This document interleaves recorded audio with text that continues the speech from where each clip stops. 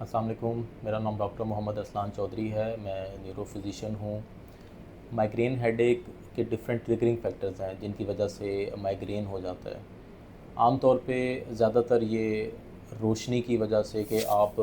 کہیں ایسی جگہ بیٹھے ہیں جہاں ڈائریکٹ روشنی آپ کی آنکھوں میں پڑ رہی ہے، یا آپ سڑک پہ سفر کر رہے ہیں اور اپوزٹ سائڈ سے روشنی آپ کی آنکھوں میں پڑ رہی ہے، اس وجہ سے مائیگرین ٹریگر ہو سکتا ہے۔ بھوک کی وجہ سے کہ آپ زیادہ دیر بھوکے رہے ہیں، آپ نے کافی دیر ہو گئی ہے کھانا نہیں کھایا، اس کی وجہ سے مائیگرین ٹریگر ہو سکتا ہے۔ پانی کی کمی کی وجہ سے، خاص طور پہ جیسے آج کل سمر سیزن ہے، گرمیوں میں باڈی ریکوائرمنٹ آف واٹر زیادہ ہوتی ہے، پانی کم پینے کی وجہ سے مائیگرین بڑھ سکتا ہے۔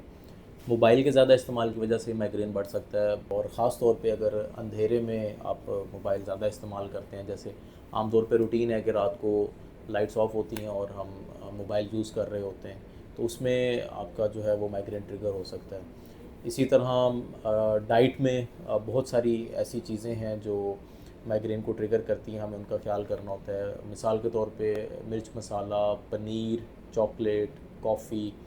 رائس کا زیادہ استعمال، کولڈ ڈرنکس کا زیادہ استعمال، جنک فوڈ، فاسٹ فوڈ ہم آج کل زیادہ کھا رہے ہیں، اس کے زیادہ استعمال کی وجہ سے ہو سکتا ہے۔ اس کے علاوہ اسٹریس کی وجہ سے مائیگرین زیادہ ہو سکتا ہے، اور انوائرمنٹل چینجز، یعنی گرمیوں میں جیسے میں نے پہلے ذکر کیا کچھ لوگوں کو زیادہ ہوتا ہے، یا آپ اچانک باہر گرمی سے آئے تھے اور اے سی میں آ گئے، یا اے سی سے اچانک گرمی میں چلے گئے، تو مائیگرین ٹریگر ہو سکتا ہے۔ اس کے علاوہ کچھ لوگوں میں اسمیل سے بھی مائیگرین ٹریگر ہوتا ہے، جیسا کہ پرفیوم کی اسمیل ہے۔ باقی اس کے علاوہ فیمیلز میں جیسا کہ میسچورل سائیکل کے دوران ہارمونل چینجز ہوتی ہیں، ان کی وجہ سے بھی مائیگرین ہو جاتا ہے، اس کو خاص کیٹامینیل مائیگرین کہتے ہیں۔ تو مائیگرین کے بہت سارے مختلف ٹریگرنگ فیکٹرز ہیں، خود آئیڈینٹیفائی کرنا ہوتا ہے، پیشنٹ خود آئیڈینٹیفائی کرے کہ اس کو کس وجہ سے مائیگرین ٹریگر ہوتا ہے، ان کو کنٹرول کریں، جتنے میں نے فیکٹرز بتائے ہیں۔ اور